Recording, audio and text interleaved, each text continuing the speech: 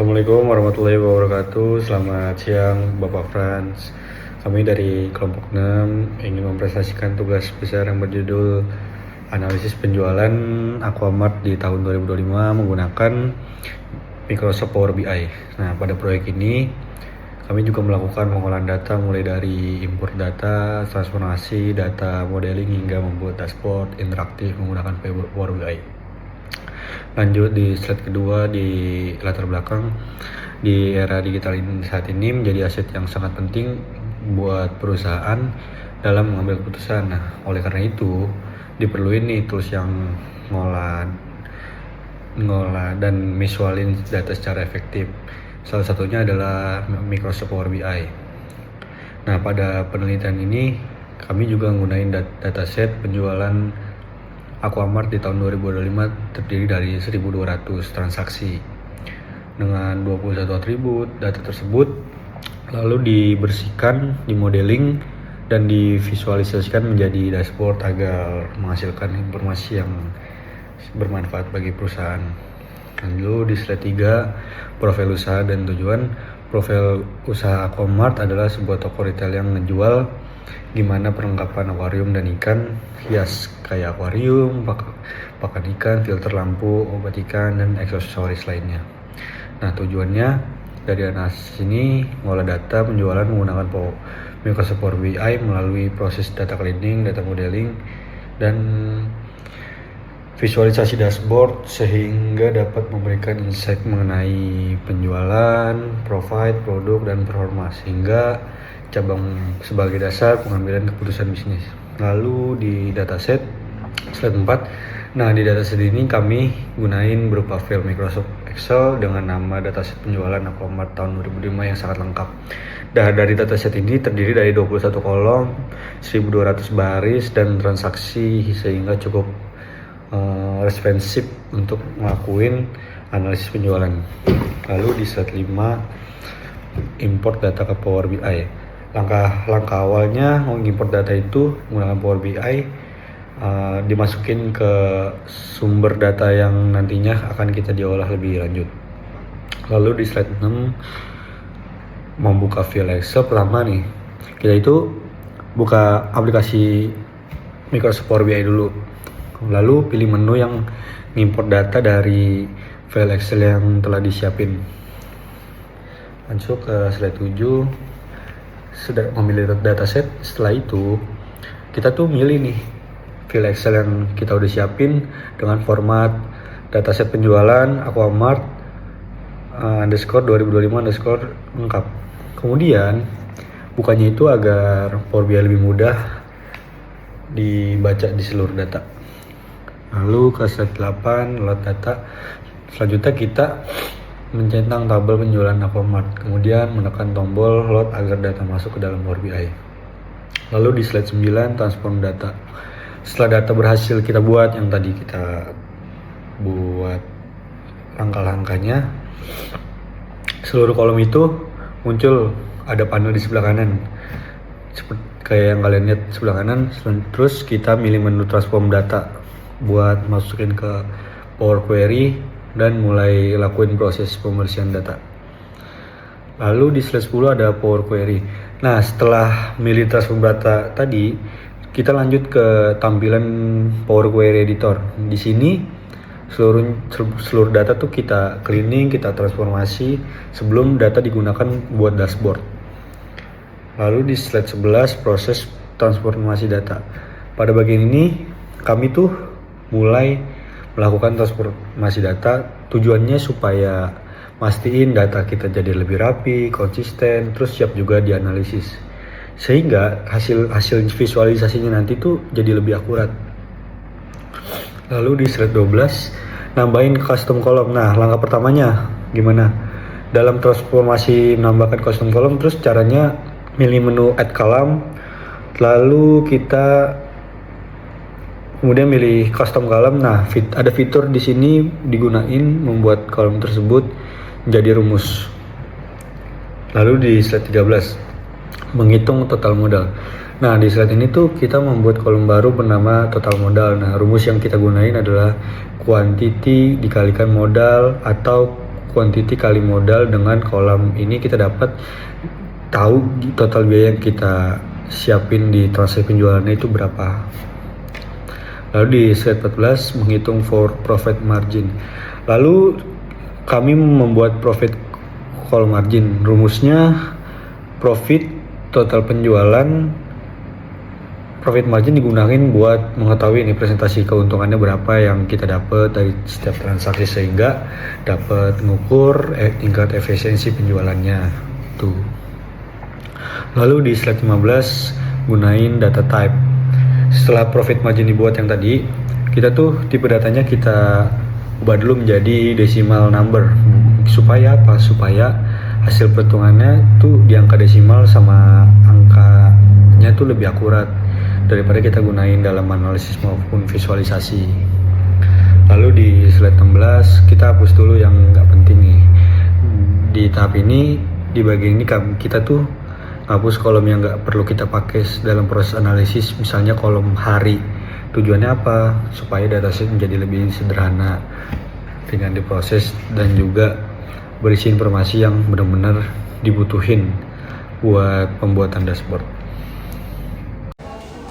Baik, terima kasih Aan atas penjelasannya. Selanjutnya saya akan melanjutkan pembahasan mengenai proses transformasi data hingga modeling menggunakan Microsoft Power BI.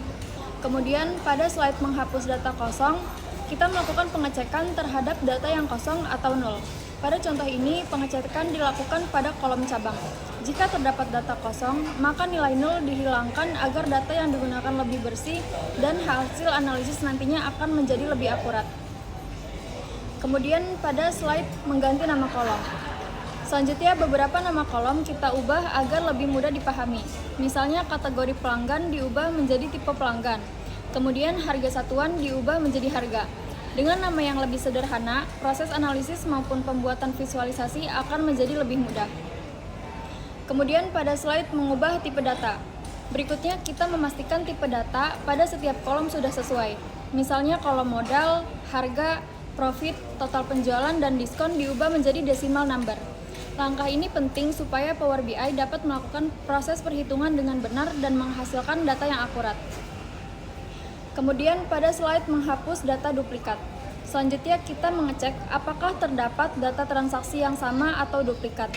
Pengecekan dilakukan menggunakan kolom ID transaksi dengan fitur remove duplicates. Jika jumlah data tidak berubah setelah proses ini, berarti tidak terdapat data yang ganda sehingga seluruh transaksi memang valid. Kemudian pada slide format tanggal. Terakhir pada proses transformasi data, kita mengubah tipe data pada kolom tanggal menjadi format date. Tujuannya agar Power BI dapat mengenali data tanggal dengan benar, sehingga nantinya dapat digunakan untuk membuat grafik atau analisis berdasarkan waktu. Oke, masuk ke data modeling. Membuat tabel dimensi. Setelah proses transformasi selesai, kita masuk ke tahap data modeling. Pada tahap ini, kita membuat tabel dimensi yang diberi nama dim produk. Pertama, kita membuat reference dari tabel penjualan Aquamart, sehingga data asli tetap aman dan tidak berubah. Setelah itu, query baru kita ubah namanya menjadi dim produk. Kemudian, kita hanya menyisakan kolom produk, brand, dan kategori dengan menggunakan fitur remove other columns. Karena hanya ketiga kolom tersebut yang diperlukan pada tabel dimensi. Langkah berikutnya adalah menghapus data yang duplikat agar setiap produk hanya muncul satu kali. Setelah semua proses selesai, kita klik close and apply untuk menerapkan perubahan ke dalam Power BI. Kemudian untuk slide relasi data. Selanjutnya kita membuat relasi antara tabel dim produk dengan tabel penjualan Aquamart menggunakan kolom produk sebagai penghubung. Setelah relasi dibuat dan disimpan, akan muncul garis relasi dengan simbol 1 pada tabel dim produk dengan simbol bintang pada tabel penjualan Aquamart.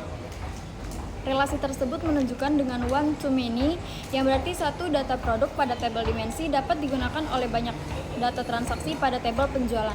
Dengan adanya relasi ini, Power BI dapat menghubungkan data antar tabel sehingga proses analisis menjadi lebih mudah dan efisien. Selanjutnya akan dijelaskan oleh rekan saya Ilham. Terima kasih. Baik, terima kasih Caca. Saya di sini akan melanjutkan. Di sini itu menggunakan salah satu query. Nah, di sini query yang dipilih itu adalah match query. Nah, pertama-tama kita transfer data dulu, tunggu Power Query-nya terbuka. Nah, kalau sudah terbuka, ntar dia akan masuk ke tampilan query ini. Tampilan query. Nah, klik di sini penjualan Aquamartnya. Nah, kalau udah, terus kita klik di sini ada merge query. Nah, di sini akan keluar ada merge query dan merge query as new. Nah, kita di sini pilih yang ada as new-nya karena nanti table aslinya itu nggak akan berubah kalau kita pilih yang ada as new-nya.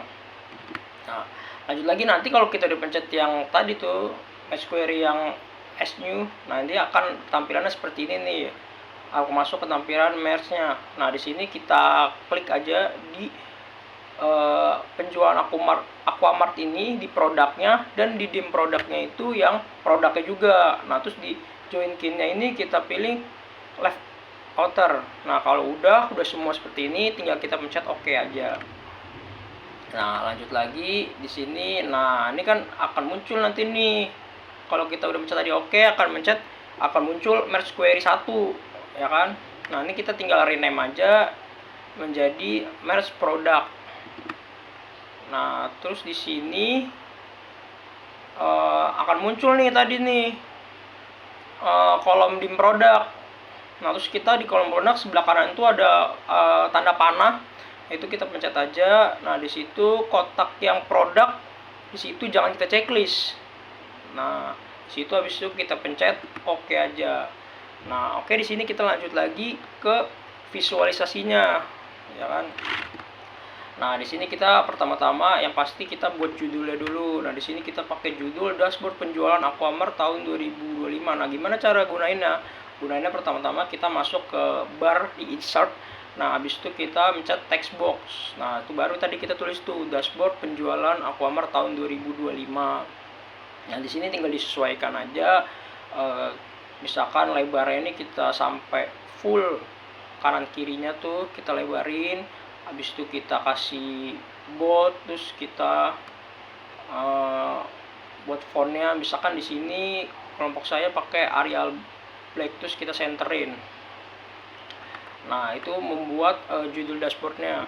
Nah, lanjut lagi di sini membuat card dari total penjualan. Nah, di sini kelompok saya akan membuat 3 card. Nah, di sini pertama-tama akan membuat total penjualan. Nah, kita pencet nih di sini card dari panel visualization. Nah, kalau udah, nanti kita drag tuh total penjualan masuk ke value. Nah, itu masuk ke value. Nah, nanti dia akan ada angkanya. Nah, di sini kebetulan angkanya itu ada di 775M. Nah, lanjut lagi, sama lagi caranya nih kayak tadi nih. Tapi di sini untuk mencari total profitnya, sama lagi kita ke visualization. Di sini habis itu kita masukin lagi, kita drag profitnya ke value. Nah, di sini total profitnya 170M. Sama lagi di sini tapi mencari total quantity, sama kita cari di visualization, terus kita masukin lagi nih, kita drag si quantity yang di sebelah kanan datanya kita masukkan ke value. Nah, selanjutnya di sini kita membuat line chart. Nah, line chart itu buat nyari tren penjualannya. Ya, pertama-tama kita cari line chartnya pada visualization. Nah, kalau udah, nah kita tinggal masukin lagi nih, drag tanggal masuk ke X, habis itu drag juga total penjualannya ke Y. Nah, selanjutnya di sini membuat stack column chart. Nah, ya pasti kita cari icon stack column chartnya pada panel visualization-nya, terus kita drag dari cabangnya ke X, terus dari total penjualnya ke Y, terus terakhir dari kategori ke legend. Nah, ini menghasilkan nih total penjualan per cabangnya kelihatan ada. Nah, terus ada membuat clustered bar chart. Nah, di sini kita cari lagi di visualization-nya, di panel visualization-nya udah, terus kita ketarik nih profitnya ke X, terus lanjut lagi suppliernya ke Y, nanti akan muncul nih seperti diagram batang gitu, warna biru di sini. Nah, di sini kita ganti namanya di sini jadi profit berdasarkan supplier. Di sini untuk mencari jadi cluster bar chartnya itu mencari itu profit berdasarkan supplier. Nah, terus di sini ada membuat pie chart. Sama kita cari icon pie chartnya pada panel visualization-nya, terus kita drag brandnya itu ke legend, terus drag total penjualan ke value. Nanti dia hasilnya akan kayak ada lingkaran berwarna-warni gitu. Itu di sini untuk mencari presentasi penjualan berdasarkan brand. Nah, terus di sini membuat matrik atau tabel ringkasannya. Nah, pertama-tama ya pasti kita klik icon matrixnya pada panel visualization, terus drag produknya itu ke row yang pertama, terus drag total penjualan, profit dan quantity itu tiga-tiganya masuk ke value. Nah, nanti di sini ada penjualan, profit dan quantity. Di sini ada nih ringkasan penjualan produknya. Nah, habis itu sekarang membuat selincer bulan. Nah, di sini pertama pasti kita cari icon selincernya pada panel visualization, terus drag bulannya ke field. Nah, di sini juga kita style juga di sini untuk yang bisa dia tuh di drop down, nggak yang harus diklik-klik ada bulan satu-satu biar nggak makan tempat. Jadi kita drop down biar ada pencetan OLED, tinggal klik tanda panahnya, kita tinggal ada tanggal-tanggalnya. Nah, selanjutnya membuat selincer cabang, sama nih kayak tadi nih, kayak yang bulan tadi, tapi ini versi cabangnya. Ya, pertama-tama kita klik icon selincer pada panel visualization-nya, terus drag cabang karena di sini yang mau dibuat selincernya itu dari cabang, terus cabangnya masukin ke field, habis itu kita drop down lagi biar nggak makan tempat juga nih. Nah, terus yang terakhir itu membuat filter tahun. Di sini ada di bagian filter, di sini kita atur karena di sini cuma ada tahun 2025, kita checklist aja tahun 2025. Nah, jadi kesimpulannya, berdasarkan hasil analisis menggunakan Microsoft Power BI, Aquambat mencapai total penjualan sebesar 77,5 juta dengan total profit 170 juta dari sekitar 5.000 produk yang dijual selama tahun 2025. Visualisasi dashboard menunjukkan tren penjualan yang stabil. Kontribusi profit tertinggi berasal dari PT Hikari Indonesia, serta adanya perbedaan performa antara cabang dan brand. Secara keseluruhan, dashboard yang dibuat mampu menyajikan informasi penjualan secara interaktif sehingga memudahkan proses monitoring, evaluasi kerja, dan mendukung pengambil keputusan bisnis yang lebih efektif serta berbasis data. Sekian dari kelompok kami. Maaf jika ada kesalahan kata. Wassalamualaikum warahmatullahi wabarakatuh.